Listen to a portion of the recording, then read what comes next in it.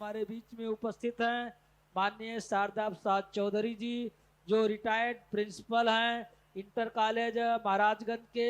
आपसे आग्रह है कि आप यूपी बलरामपुर से आपसे आग्रह है कि आप मंच पर आए, अपनी बात रखें।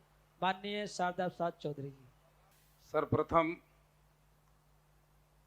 विश्व में शांति करुणा मैत्री का संदेश देने वाले तथागत गौतम बुद्ध, भारतीय संविधान के निर्माता परम पूज्य बाबा साहब अम्बेडकर, आरक्षण के जनक छत्रपति साहू जी महाराज, मातृ शिक्षा की जननी माता सावित्रीबाई फूले, सामाजिक क्रांति के अग्रदूत ज्योतिबा राव फूले तथा बहुजन समाज में जन्मे संत रविदास, संत कबीरदास, संत गाडगे, इन महापुरुषों के चरणों में श्रद्धा का सुमन अर्पित करते हुए हमारे मंच पर बैठे सभी सम्मानित वक्तागण, राष्ट्रीय अध्यक्ष जी, सामने बैठे हुए सभी इस देश के, इस मुल्क के मालिकों, भाइयों बहनों, सत्य को कहने में किसी शपथ की जरूरत नहीं होती। सत्य को कहने में किसी शपथ की जरूरत नहीं होती। नदियों को बहने में किसी पथ की जरूरत नहीं होती। और जो बुलंद हौसलों के साथ बढ़ते हैं जमाने में, उन्हें मंजिल को पाने में किसी रथ की जरूरत नहीं होती, किसी रथ की जरूरत नहीं होती। साथियों, जो विषय दिया हुआ है कि प्रधानमंत्री श्री नरेंद्र मोदी जी द्वारा अपने को ओबीसी कहने के बावजूद भी ओबीसी जातियों की जात आधारित गिनती न कराना, ओबीसी के हक अधिकारों से वंचित करना एक गंभीर चिंतन, इस पर मैं अपनी बात रखना चाहता हूं कि जहां तक गणना का सवाल है कि जब इस देश में अंग्रेजों की सत्ता थी तो वो भी इस देश में जातियों की गणना कराते थे। और गणना इसलिए कराते थे कि उससे ये पता चल जाता है कि किस जाति की कितनी आबादी है और उसका शासन प्रशासन संसाधन पर कितना कब्जा है, इसकी जानकारी हो जाती।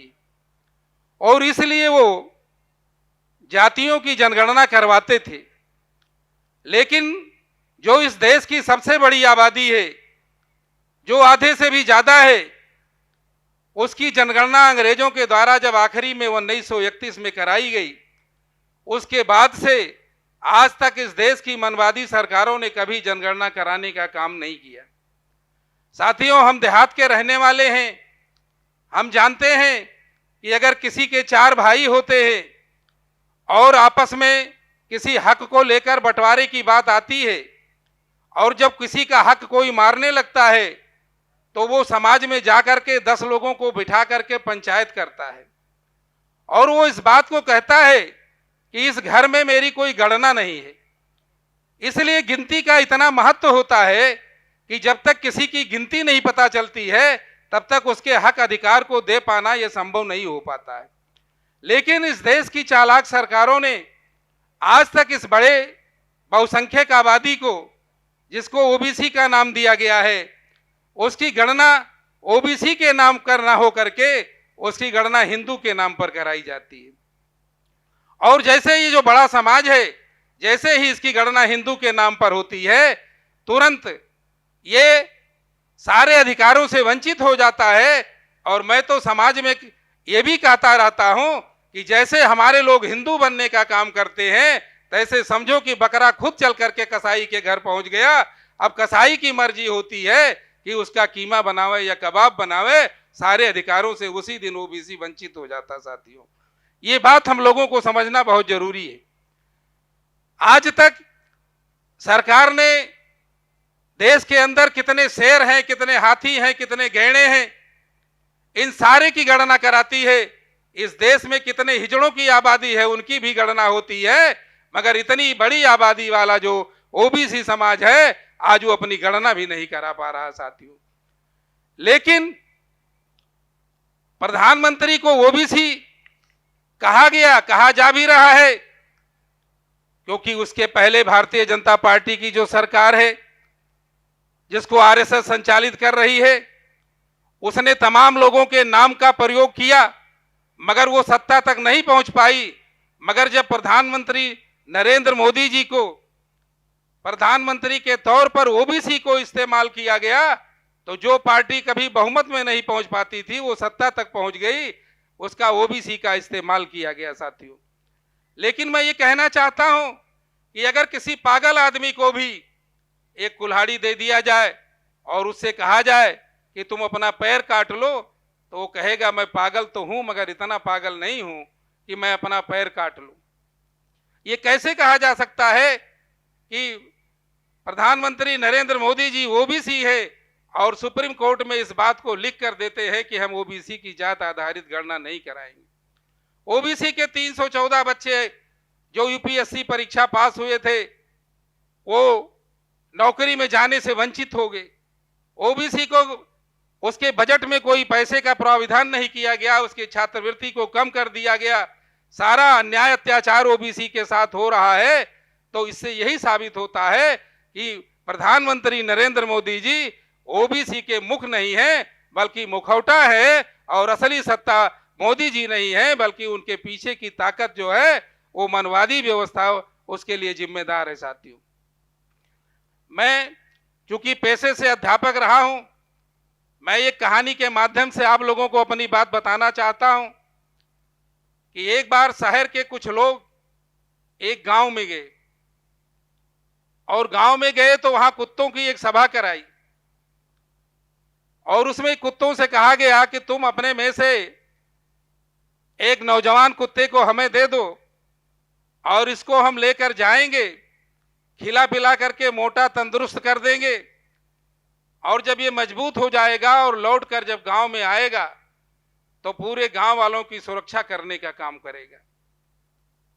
गांव के कुत्तों ने सोचा कि ये अच्छा प्रस्ताव हमारे लिए लेकर आए हैं, अगर हमारे में से कोई आदमी जाकर के इतना मजबूत हो जाता है तो वो लौट कर आएगा तो फिर हमारे समाज की, हमारे लोगों की रक्षा करने का काम करेगा।